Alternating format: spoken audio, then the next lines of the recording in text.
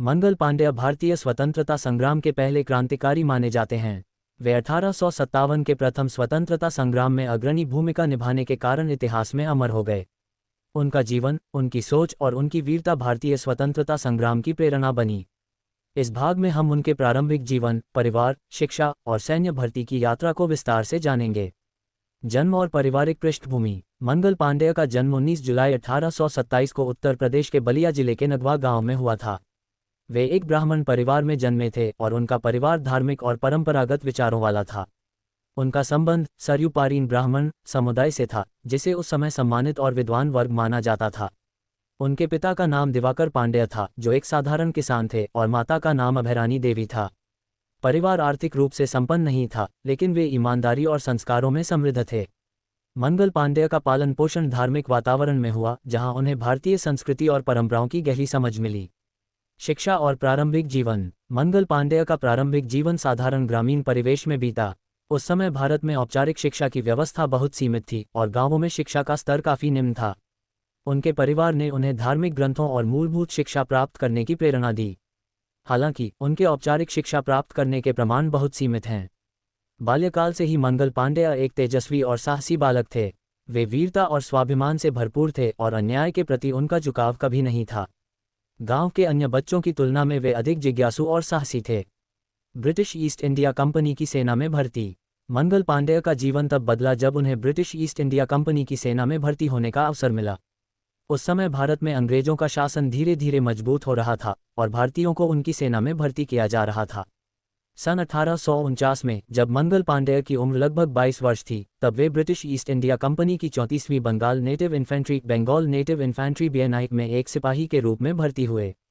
ये regiment British सेना का एक महत्वपूर्ण हिस्सा थी, जिसमें भारतीय सैनिकों को अंग्रेजी अनुशासन और सैन्य प्रशिक्षण दिया जाता था। भर्ती के पीछे मुख्य कारण आर्थिक मजबूरी। उस समय ब्रिटिश सेना में भारतीय सैनिकों को एक निश्चित वेतन और सुविधाएं दी जाती थीं, जो अन्य नौकरियों की तुलना में बेहतर थीं। ग्रामीण पृष्ठभूमि से आने वाले मंगल पांड्या के लिए यह एक अच्छा अवसर था। युवा उत्साह। मंगल पांड्या बचपन से ही वीरता और साहस के प्रतीक थे। सेना में भर्ती होकर उन्हें देश की रक्षा करने और युद्ध की रणनीतियां सीखने का अवसर मिला। परिवार की सामाजिक स्थिति। समाज में सैन्य सेवा को प्रतिष्ठित माना जाता था, जिससे उनके परिवार को भी सम्मान मिलता। ब्रिटिश सेना में अनुभव और उनके विचारों में बदलाव। ब्रिटिश सेना में भर्ती होने के बाद मंगल पांड्या ने सैन्य जीवन को करीब से देखा। वे एक अनुशासित और परिश्रमी सिपाही थे, जिससे वे जल्दी ही अपने अधिकारियों की नज़रों में आ गए। उन्होंने अपने कर्तव्यों को पूरी ईमानदारी और मेहनत से निभाया, जिससे वे अपने साथियों के बीच लोकप्रिय भी हो गए। हालांकि कुछ ही वर्षों में उन्हें यह एहसास होने लगा कि ब्रिटिश सेना भारतीय सैनिकों के साथ भेदभाव करती थी। उन्हें अंग्रेजी सैनिकों की तुलना में कम वेतन दिया जाता था और उनके साथ नीचा व्यवहार किया जाता था। यह मंगल पांड्या को बहुत खटकने लगा और उनके मन में अंग्रेजों के प्रति असंतोष बढ़ने लगा। पिछले भाग में हमने मंगल पांड्या के जन्म, पारिवारिक पृष्ठभूमि और ब्रिटिश ईस्ट इंडिया कंपनी की सेना में उनकी भर्ती के बारे में जाना। अब इस भाग में हम ये समझेंगे कि 1857 की क्रांति की पृष्ठभूमि क्या थी, भारतीय सैनिकों में असंतोष कैसे बढ़ा और मंगल पांड्या इस विद्रोह में कैसे शामिल हुए। ब्रिटिश शासन के प्रति बढ़ता असंतोष। मंगल पांड्या जब सेना में भर्ती हुए, तब भारतीय सैनिकों को अंग्रेजों के अधीन कार्य करना पड़ता था। लेकिन जैसे जैसे समय बीतता गया, भारतीय सैनिकों के मन में अंग्रेजों के प्रति असंतोष बढ़ने लगा। इस असंतोष के कई मुख्य कारण थे। 1. नस्लीय भेदभाव और अन्यायपूर्ण व्यवहार। ब्रिटिश सेना में भारतीय सैनिकों को अंग्रेज सैनिकों की तुलना में बहुत ही निम्न दर्जे का माना जाता था। भारतीय सैनिकों को कम वेतन और सुविधाएं दी जाती थीं। उच्च पदों पर केवल अंग्रेजों की नियुक्ति होती थी, जबकि भारतीय सैनिकों को छोटे पदों पर रखा जाता था।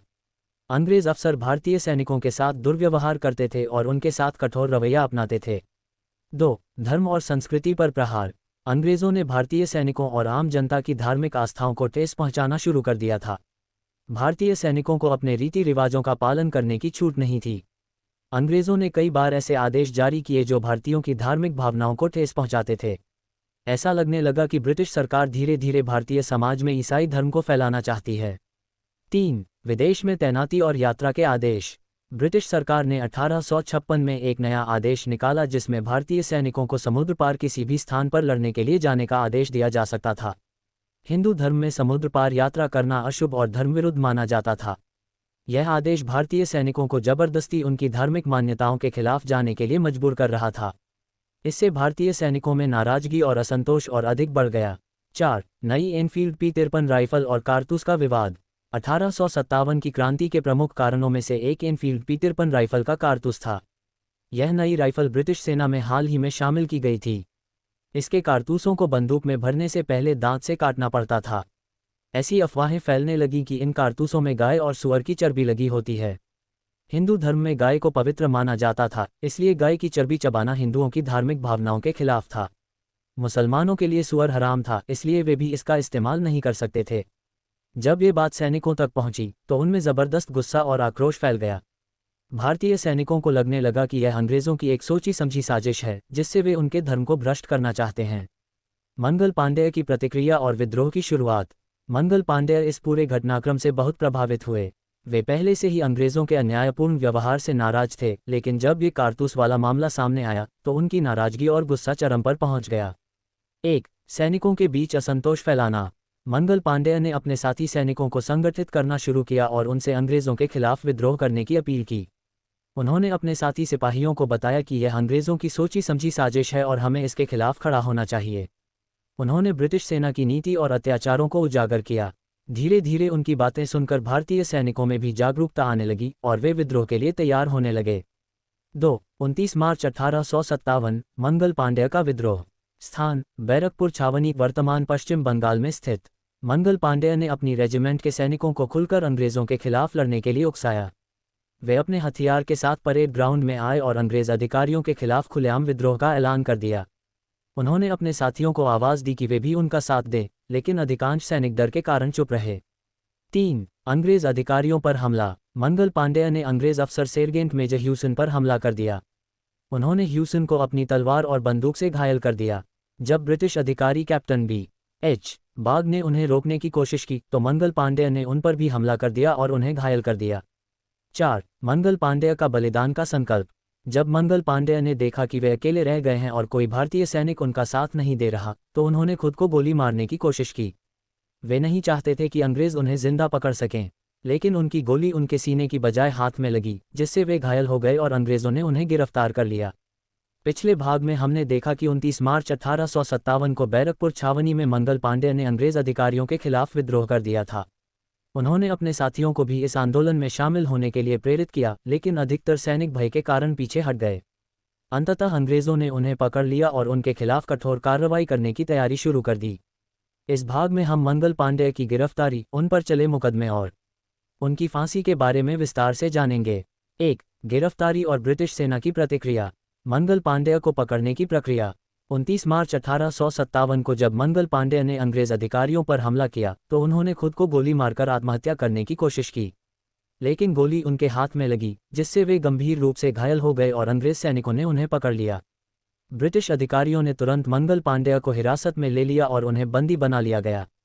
उनकी गिरफ्तारी के बाद ब्रिटिश सेना ने बैरकपुर छावनी में सुरक्षा बढ़ा दी ताकि कोई और सैनिक विद्रोह न कर सके। उनकी पूरी रेजिमेंट 34वीं बंगाल नेटिव इन्फेंट्री को संदेह की नज़र से देखा जाने लगा, क्योंकि यह माना गया कि अन्य सैनिक भी विद्रोह में शामिल हो सकते हैं। ब्रिटिश सेना द्वारा कठोर दमन। मंगल पांडेय की गिरफ्तारी के बाद ब्रिटिश सेना ने बैरकपुर में भारतीय सैनिकों पर सख्ती बढ़ा दी। पूरी 34वीं बंगाल नेटिव इन्फेंट्री को भंग कर दिया गया। सभी भारतीय सैनिकों को चेतावनी दी गई कि अगर वे अंग्रेज़ों के खिलाफ गए तो उन्हें भी कठोर दंड दिया जाएगा। ब्रिटिश अधिकारियों ने यह दिखाने की कोशिश की कि मंगल पांडेय का विद्रोह व्यक्तिगत था और इसका सेना के बाकी सैनिकों से कोई संबंध नहीं था।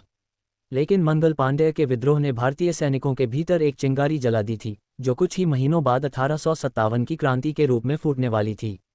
2. मुकदमा और सुनवाई। मंगल पांडेय पर मुकदमा शुरू हुआ। मंगल पांडेय को 30 मार्च 1857 को ब्रिटिश कोर्ट में पेश किया गया। उन पर निम्नलिखित आरोप लगाए गए। अंग्रेज़ अधिकारियों पर जानलेवा हमला। उन्होंने सेरजेंट मेजर ह्यूसन और कैप्टन बाग पर हमला किया था। ब्रिटिश सेना में विद्रोह भड़काने का प्रयास। उन्होंने अपने साथी सैनिकों को अंग्रेज़ों के खिलाफ हथियार उठाने के लिए उकसाया था। ब्रिटिश हुकूमत के खिलाफ खुलेआम बगावत। वे अंग्रेज़ों के खिलाफ खुले तौर पर खड़े हुए थे और अपने विद्रोह को छिपाने का कोई प्रयास नहीं किया था। ब्रिटिश अदालत का फैसला। मुकदमे की सुनवाई बहुत ही संक्षिप्त थी, क्योंकि अंग्रेज़ पहले से ही मंगल पांडेय को फांसी देने का मन बना चुके थे। 6 अप्रैल 1857 को कोर्ट ने उन्हें मृत्युदंड, फांसी की सजा सुना दी। अदालत में मंगल पांडेय ने अंग्रेज़ों के खिलाफ अपने विद्रोह को जायज़ ठहराया और कहा कि उन्होंने ये सब भारत की स्वतंत्रता के लिए किया है। उन्होंने बिना किसी पछतावे के कहा कि यदि उन्हें दोबारा मौका मिले तो वे फिर से यही करेंगे। उनके इन शब्दों ने भारतीय सैनिकों के मन में आज़ादी की एक नई लहर पैदा कर दी। 3. फांसी की सजा और अंतिम क्षण। फांसी की तिथि और तैयारी।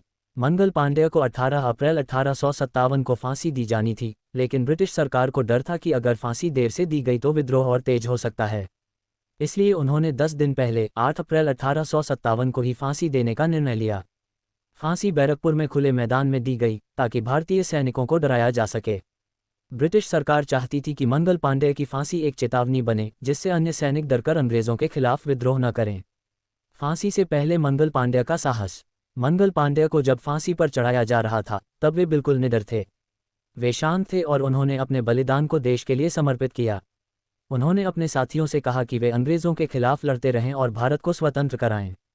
8 अप्रैल 1857 को 30 साल की उम्र में मंगल पांडेय को अंग्रेजों ने फांसी पर लटका दिया। 4. मंगल पांडेय की फांसी के बाद प्रतिक्रिया।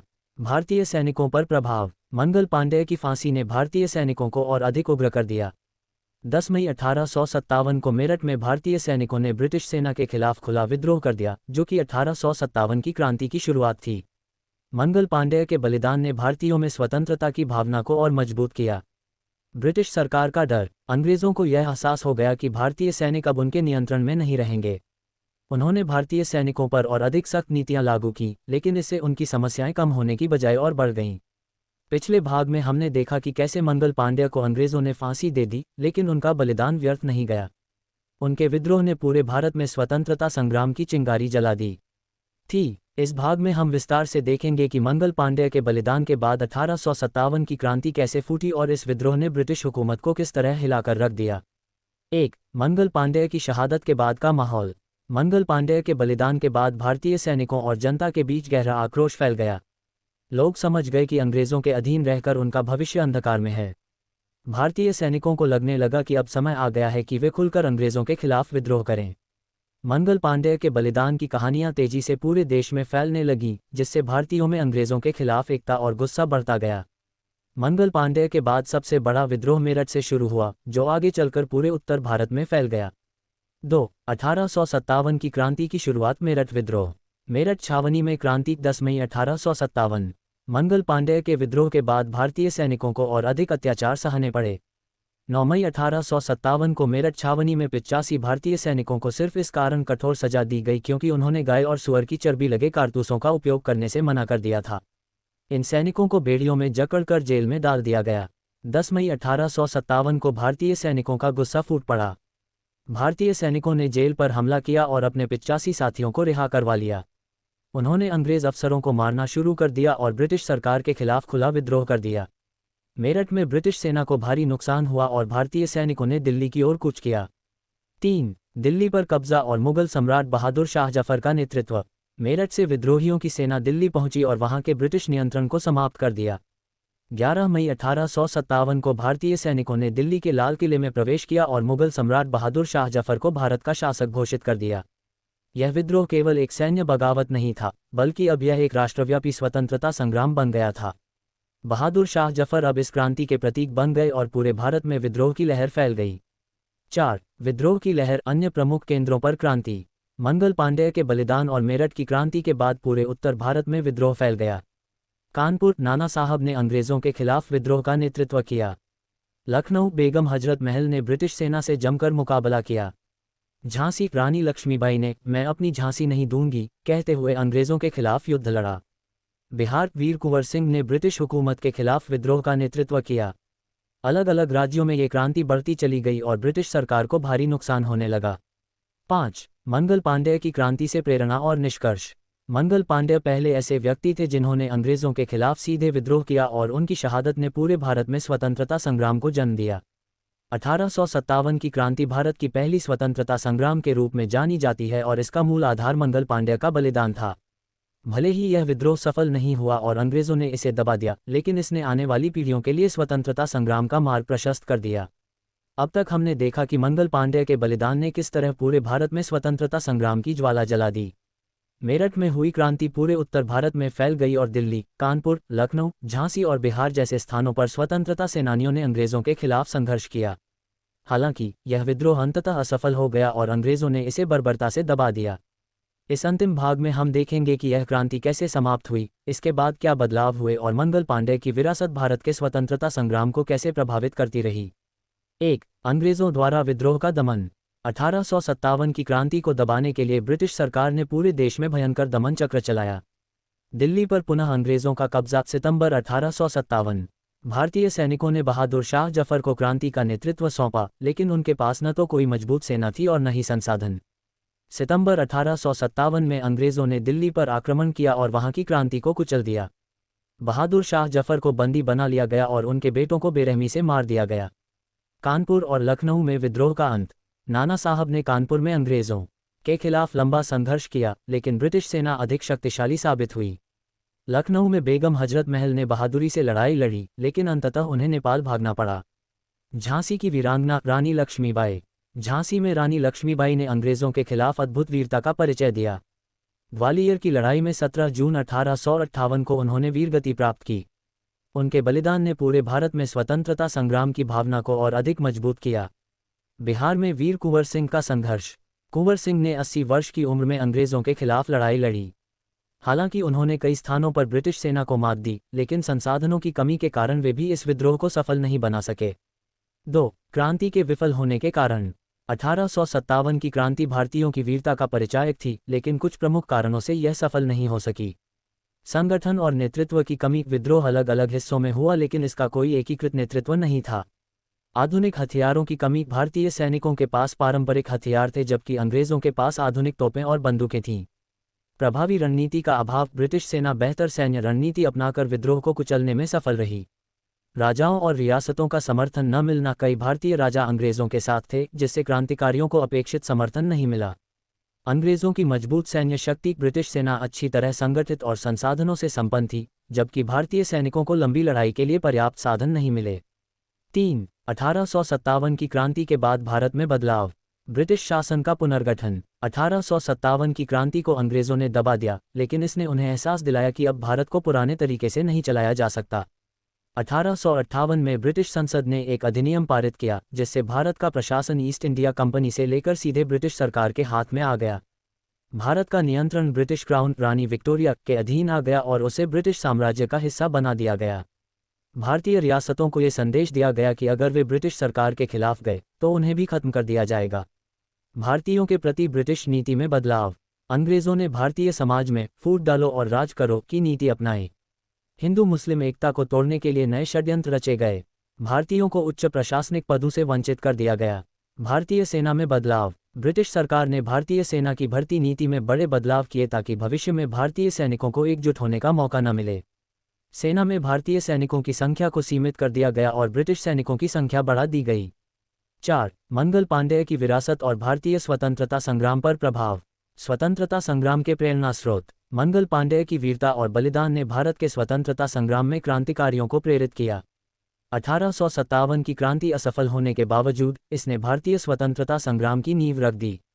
मंगल पांडेय को भारत के पहले स्वतंत्रता सेनानी के रूप में याद किया जाने लगा। 20वीं सदी में महात्मा गांधी, भगत सिंह, चंद्रशेखर आजाद और सुभाष चंद्र बोस जैसे क्रांतिकारियों ने मंगल पांडेय को अपना प्रेरणास्रोत माना। 1857 की क्रांति के लंबे समय तक प्रभाव। इस क्रांति ने भारतीयों में राष्ट्रवाद की भावना को जन्म दिया। अंग्रेजों के खिलाफ लड़ाई जारी रही और 1919 के जलियांवाला बाग हत्याकांड, 1942 के भारत छोड़ो आंदोलन और 1947 में भारत की स्वतंत्रता तक संघर्ष जारी रहा। 1947 में जब भारत स्वतंत्र हुआ, तब भी मंगल पांडेय का नाम स्वतंत्रता संग्राम के अग्रदूत के रूप में लिया गया। सम्मान और यादें। आज भारत में मंगल पांडेय को एक महान स्वतंत्रता सेनानी के रूप में याद किया जाता है। उनकी याद में कई फिल्में, किताबें और स्मारक बनाए गए हैं। भारतीय सेना और आम जनता आज भी उनके बलिदान को सलाम करती है। 5. निष्कर्ष। मंगल पांडेय ने 1857 की क्रांति की ज्वाला प्रज्वलित की और भारत को गुलामी से मुक्त करने के लिए अपने प्राणों की आहुति दे दी। हालांकि यह क्रांति सफल नहीं हुई, लेकिन इसने भारत के लोगों के दिलों में स्वतंत्रता की लौ जला दी। उनके बलिदान की गूंज पूरे भारत में सुनाई दी और यही विद्रोह आगे चलकर 1947 में भारत की स्वतंत्रता का मार्ग प्रशस्त करने वाला पहला कदम साबित हुआ। मंगल पांडेय केवल एक सैनिक नहीं थे, बल्कि वे स्वतंत्रता संग्राम के पहले योद्धा थे, जिनकी वीरता और बलिदान को भारत हमेशा याद रखेगा। मंगल पांडेय अमर रहें।